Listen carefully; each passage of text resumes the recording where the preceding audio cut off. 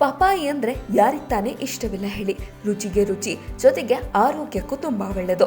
ಪಪಾಯಲ್ಲಿ fibre, vitamin ಹೆಚ್ಚಾಗಿರೋದ್ರಿಂದ ಜೀರ್ಣಕ್ರಿಯೆಗೆ super. ತೂಕ ಕಡಿಮೆ ಮಾಡ್ಕೊಳ್ಬೇಕು ಅನ್ನೋರ್ಗಂತೂ ಇದು ಬೆಸ್ಟ್ ಆಪ್ಷನ್.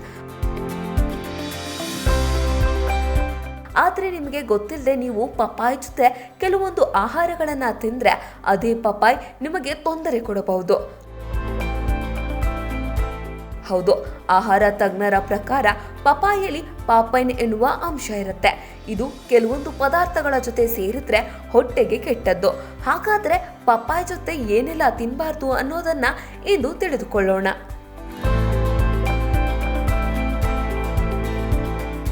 ಹಾಲು ಮತ್ತು ಹಾಲಿನ ಉತ್ಪನ್ನಗಳು.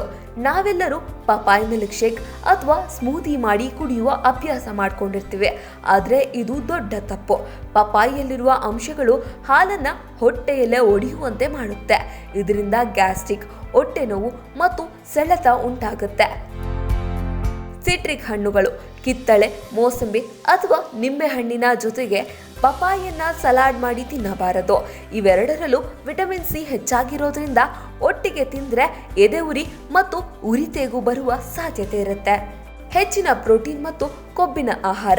ಪಪಾಯಿ ತಿಂದ ತಕ್ಷಣ ಅಥವಾ ಪಪಾಯಿ ಜೊತೆಗೆ ಮಾಂಸ, ಮೀನು, ಚಿಕನ್ ಅಥವಾ ಎಣ್ಣೆಯಲ್ಲಿ ಕರೆದ ಬಜ್ಜಿಯಂತಹ ಕೊಬ್ಬಿನ ಪದಾರ್ಥಗಳನ್ನು ತಿನ್ನಬಾರದು. ಇದು ನಮ್ಮ ಜೀರ್ಣಕ್ರಿಯೆಯನ್ನು ಸ್ಲೋ ಮಾಡುತ್ತೆ ಮತ್ತು ಹೊಟ್ಟೆ ಉಬ್ಬರ ಬರುವಂತೆ ಮಾಡುತ್ತೆ. ಖಾರ ಮತ್ತು ಮಸಾಲೆ ಪದಾರ್ಥಗಳು. ತುಂಬ ಖಾರವಾದ ಊಟ ಮಾಡಿದ ಮೇಲೆ ಪಪಾಯಿ ತಿಂದರೆ ಹೊಟ್ಟೆಯಲ್ಲಿ ಉರಿ ಮತ್ತು ಆಸಿಡಿಟಿ ಜಾಸ್ತಿ ಆಗುತ್ತೆ. ನೋಡಿದ್ರಲ್ಲ, ಪಪಾಯಿ ಎಷ್ಟು ಒಳ್ಳೆಯದಾಗಿದ್ರೂ ಅದನ್ನು ಸರಿಯಾದ ರೀತಿಯಲ್ಲಿ ತಿನ್ನುವುದು ಬಹಳ ಮುಖ್ಯ. ಹಣ್ಣುಗಳ ಸಲಾಡ್ ಮಾಡುವಾಗ ಅಥವಾ ಊಟದ ಜೊತೆ ಪಪಾಯಿ ಬಳಸುವಾಗ ಈ ಪುಟ್ಟ ವಿಷಯಗಳನ್ನು ನೆನಪಿನಲ್ಲಿಟ್ಟುಕೊಳ್ಳಿ. ಸರಿಯಾದ ರೀತಿಯಲ್ಲಿ ತಿಂದರೆ ಮಾತ್ರ ಹಣ್ಣಿನ ಪೂರ್ಣ ಲಾಭ ನಿಮಗೆ ಸಿಗುತ್ತೆ.